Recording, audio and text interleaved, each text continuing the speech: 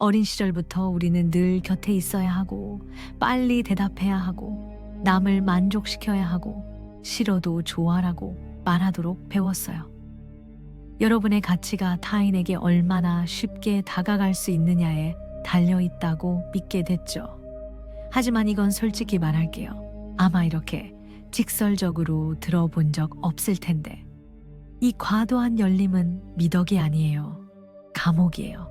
항상 가까이 있어야 한다고 느끼는 한, 감정적으로든 뭐든 여러분은 이용당하고 소모되고 필요 없어지면 버려질 거예요. 왜 그럴까요? 항상 가까이 있으면 너무 뻔해 보이니까요. 뻔한 건 도구가 돼요. 사람들은 여러분을 감정의 응급 버튼처럼 누르죠. 관심 받고 싶을 때, 위로받고 싶을 때, 인정받고 싶을 때 누르고 다시 제자리에 놓아두는 거예요. 하지만 여러분은 이걸 모르죠. 왜냐하면 모두에게 가까이 있으면 누군가 나에게도 가까이 와줄 거라는 착각에 빠져 있으니까요. 하지만 세상은 그렇게 돌아가지 않아요. 칼 융은 페르소나에 대해 이야기했어요. 받아들여지기 위해, 사랑받기 위해, 인정받기 위해 쓰는 가면. 바로 이 가면이 여러분을 너무 열어두게 만들어요. 숨 막힐 때도 괜찮아 라고 하고, 피곤할 때도 메시지에 바로 답하고, 세상에 빚진 듯 해명하고 변명하고 방어하죠. 하지만 진짜는 타인의 무대 한가운데에 자신을 세울수록 자신의 무대에서 사라지는 거예요. 항상 가까이 있다는 건 은밀한 자아버림이에요. 인정받으려 애쓰고 거부당할까 두려워하고 타인의 시선을 통제하려는 위장된 방법. 하지만 이 통제에는 비용이 따르죠. 그 비용은 여러분의 안식, 무한해 보이는 생명의 기운을 나누는 거예요. 그런데 사실 그건 아주 한정적이에요. 여러분을 항상 가까이 두고 싶어 하는 사람들은 사실 여러분 자체를 원하지 않아요. 주는 걸 원하죠. 인정, 함께함, 방해거리, 감정적 안정. 하지만 여러분이 달라지고 선을 긋고 반응을 멈추면 그 사람들이 화내고 탓하고 변했다고 해요. 여러분이 달라져서가 아니에요. 그들에게 쓸모 없어졌기 때문이에요. 가장 아픈 점은 가까이 있을수록 타인이 여러분을 덜 소중히 여긴다는 거예요. 왜냐하면 넘치는 건 감정의 헝겊처럼 돼요. 애써 얻지 않는 걸 누가 존중하나요? 항상 있는 걸 누가 아끼나요? 그래서 이제 멈춰서 떠올려 보세요. 누가 진짜 여러분의 시간을 받을 만한가요? 누가 관심, 존재, 귀 기울임을 받을 자격이 있나요? 아니면 더 좋게 누가 여러분의 멀어짐을 받을 자격이 있나요? 하지만 그에 답하기 전에 핵심을 파악해야 해요. 왜 그렇게 자주 반응하나요? 왜 쉽게 포기하나요? 대답하고 해명하고 만족시키려는 거의 본능적인 끌림 뒤에 뭐가 있나요? 답은 칼융의 정신 에너지에 있어요. 그게 다음으로 넘어가서 이야기할 부분이에요. 여러분의 에너지가 전부니까요. 지키는 법을 모르면 누군가 그걸 무기로 삼을 거예요. 이 이야기가 와닿는다면 구독 버튼 눌러주고 채널에 가입해주세요. 여러분의 응원에 고마워요. 칼 융은 인간의 마음을 자극에 무조건 반응하는 기계로 보지 않았어요. 그에게 정신은 에너지 체계예요. 모든 생각, 감정, 행동이 그 에너지의 일부를 먹죠. 질문은 여러분이 에너지를 어디로 보낼지 결정하나요? 아니면 세상이 좌우하나요? 충동적으로 대응할 때마다 정신 에너지를 흘려보내는 거예요.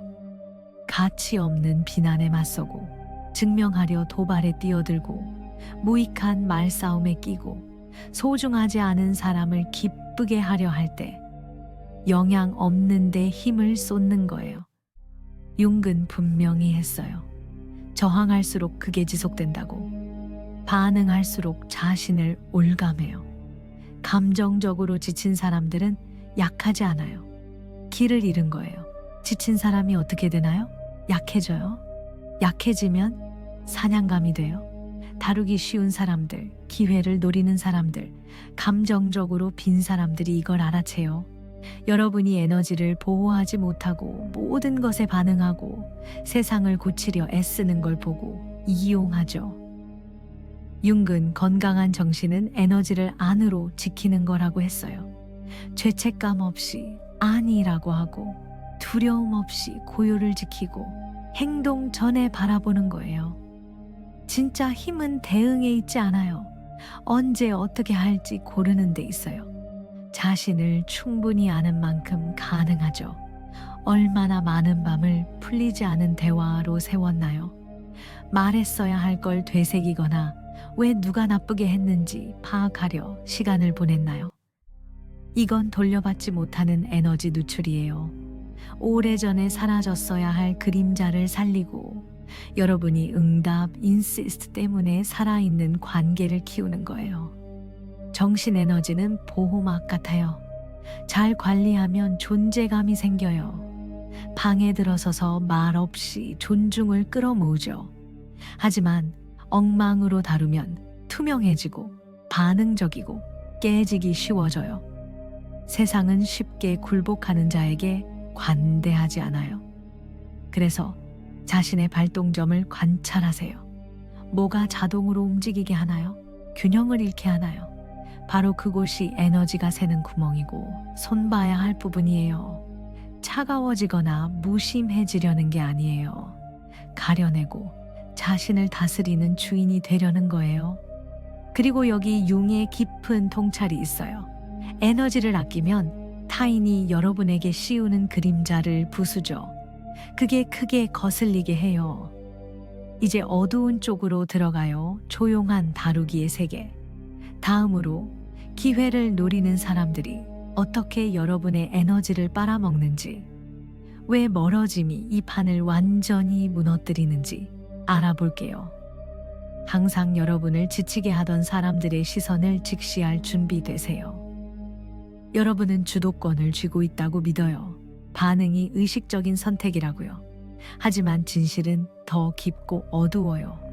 대부분의 감정 대응은 미리 짜인 거예요. 이걸 아는 사람들이 여러분을 손쉽게 움직이죠. 기회를 엿보는 사람들은 목소리를 키우거나 위협하거나 강요할 필요 없어요. 드러난 스위치를 건드리기만 하면 여러분은 늘 그렇듯 반응하죠. 칼 융은 이걸 투영이라고 불렀어요. 사람들이 자신 안에서 보지 못하는 걸 타인에게 던지는 마음의 장치. 하지만 이 일의 다른 면을 아는 사람은 적어요. 타인이 여러분에게 투영하는 동안 여러분은 그 그림의 그릇이 돼요. 감정적으로 가까이 있을수록 빈 도화지가 돼요. 한국 드라마처럼 위기 때만 연락 오는 친구, 항상 구원받아야 하는 연인, 유용할 때만 칭찬하는 사람. 이건 결코 우연이 아니에요. 그들은 여러분과 소통하는 게 아니에요. 여러분의 이미지, 동의한 역할과 연결하는 거죠. 왜 받아들이나요? 실망시킬까 겁나서, 사랑받지 못할까 두려워서, 버림받을까 무서워서. 가장 세밀한 다루기는 소리 지르며 오지 않아요. 죄책감의 고요 속에서 일어나요. 타인에게 빚진 듯 느끼고 가까이 있어야 하고 도와야 하고 이해해야 한다고 믿을 때 안에서 무너져도. 핵심은 다루는 사람은 여러분을 지배할 필요 없어요. 같은 패턴으로 반응하게만 하면 돼요. 하지만 반응을 그치면 판이 깨져요. 아니라고 하고 고요로 답하고 해명 대신 물러서면 투영이 무너져요. 그들이 씌운 가면이 떨어져요.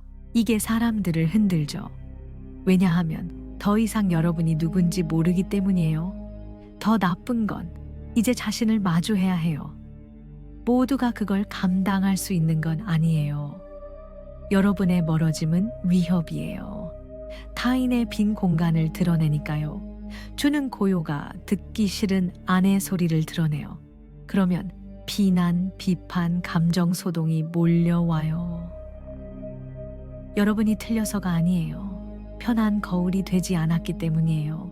융근, 빛의 형상을 꿈꾸며 깨달음을 얻지 않는다. 어둠을 깨닫는 데서 온다고 했어요. 물러서고 순환을 끊으면 타인의 그림자가 떠올라요. 이건 항상 여러분을 피난처로 썼던 사람들에게 버틸 수 없어요. 하지만 여러분은요, 자신을 지키기 위해 오해받고 밀려나고 공격받는 불편을 견딜 수 있나요? 갈라짐 후에 고요를 버틸 수 있나요? 바로 그 고요에서 새로운 힘의 씨앗이 싹 트죠. 그게 바로 이어서 이야기할 거예요. 다음으로 고요가 왜 마음의 가장 강한 무기가 될 수 있는지, 어떻게 여러분과 세상의 흐름을 완전히 바꾸는지 알아볼게요. 현대 세상은 떠들썩해요. 모두가 목소리를 내고 빨리 대꾸하고 무의미한 싸움에서 이기고 자기 주장을 펴려 해요. 평화를 이뤄도. 하지만 적은 사람만 아는 힘이 있어요. 더 적은 사람이 다루는 거죠. 고요의 힘. 수동적이거나 겁 많은 고요가 아니에요. 깨달은, 계획된, 맑을 만큼 날카로운 고요. 부재가 아닌 더 강한 존재인 고요. 융근 고요를 빈 곳이 아니라 안의 변화를 키우는 땅으로 봤어요. 반응을 멈추면 바라보기가 시작돼요. 바라보며 전에 놓쳤던 무늬를 봐요. 감정의 반복, 다루기의 놀이, 스스로 망치는 고리. 고요는 맑음을 주죠. 맑음은 여러분을 다루려 사는 사람들에게 위험해요. 응답하지 않을 때 일부 사람들이 당황하는 걸 느꼈나요?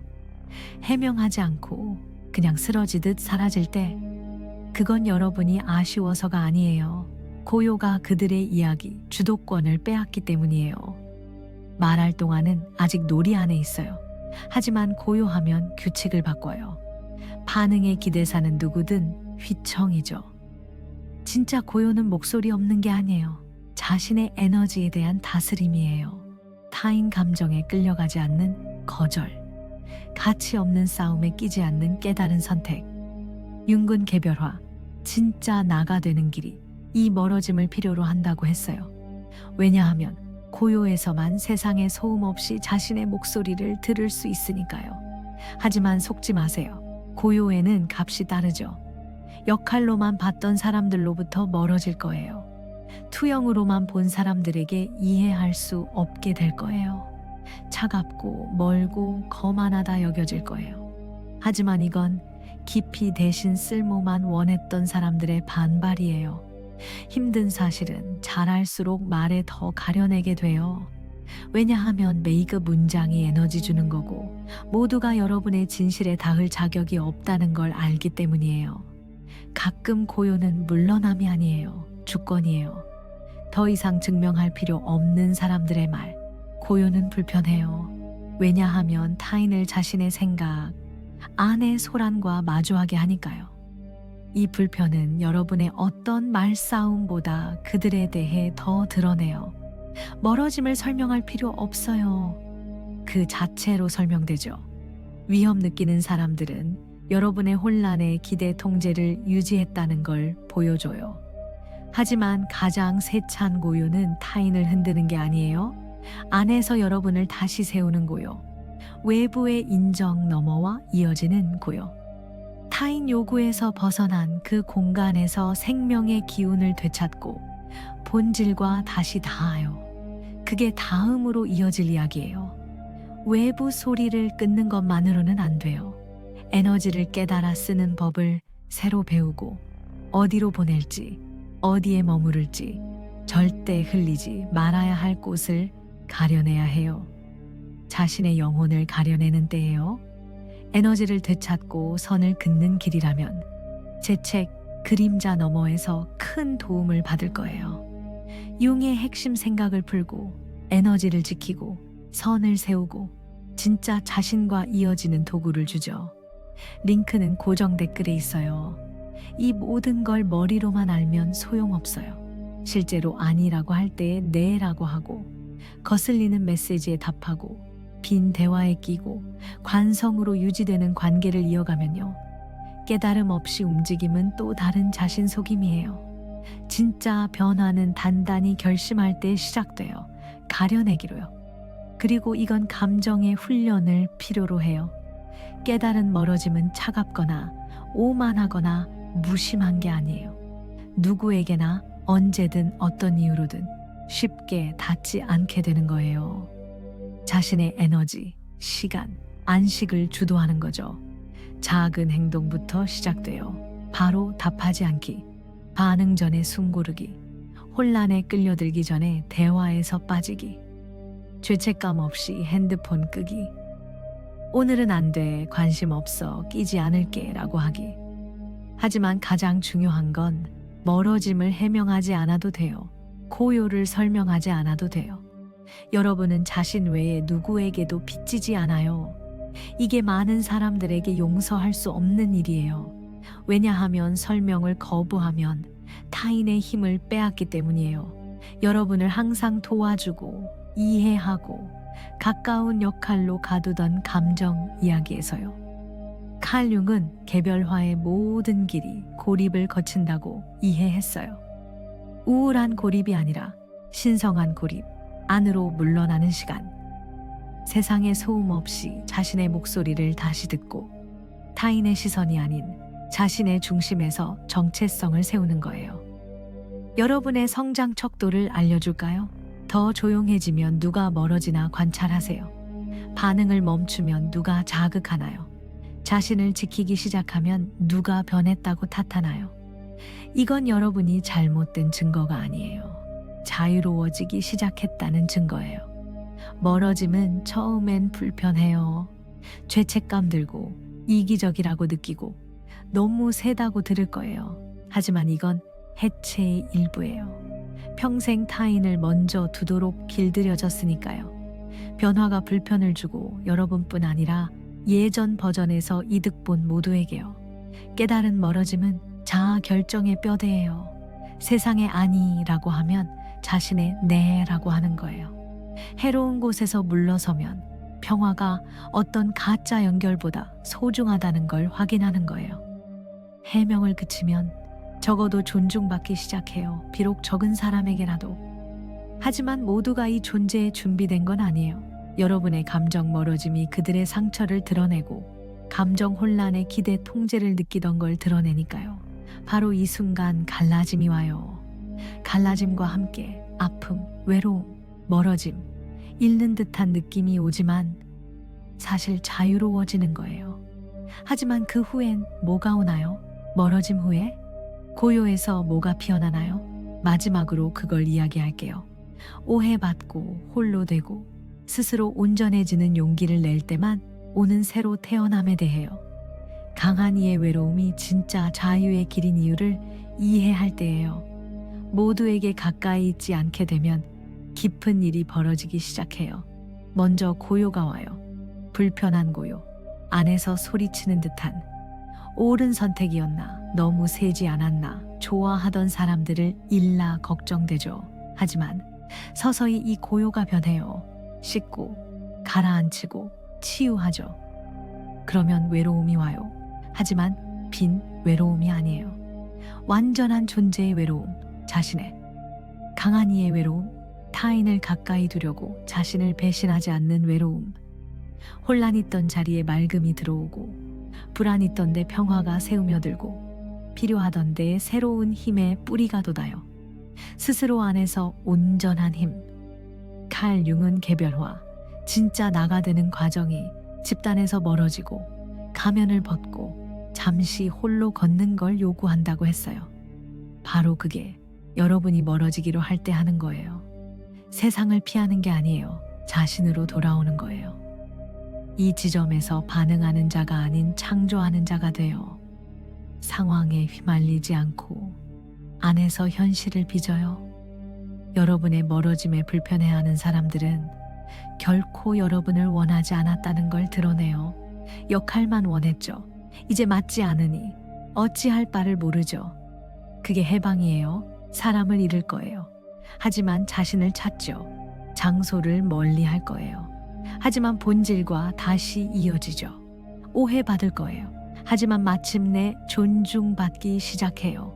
왜냐하면 아무 것에도 가까이 있지 않게 되면 소중하고 드물고 잊히지 않는 존재가 되니까요. 속지 마세요.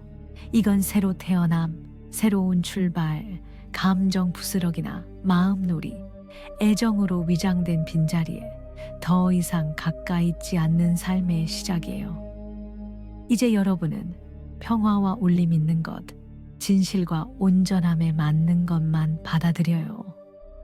여기까지 왔다는 건 여러분 안의 일부가 이미 이 길을 준비했다는 뜻이에요. 사랑받는 게 자신을 버리는 대가라면 아무 의미 없다는 걸 아는 부분. 진짜 자애는 자신을 택할 때 시작돼요. 잠시 홀로여도. 이제 댓글에 말해주세요. 내 자유를 위해 오해받고 밀려나고 미움받을 준비됐나요? 나답게 사는 값을 치를 의향 있나요? 이 말이 가슴에 스며들었다면 댓글에 내 평화를 선택해 라고 써주세요. 얼마나 많은 분이 이 변화에 준비됐는지 보자요. 그리고 다음 영상 꼭 보세요. 상상보다 훨씬 중요해요. 거기서 만나요.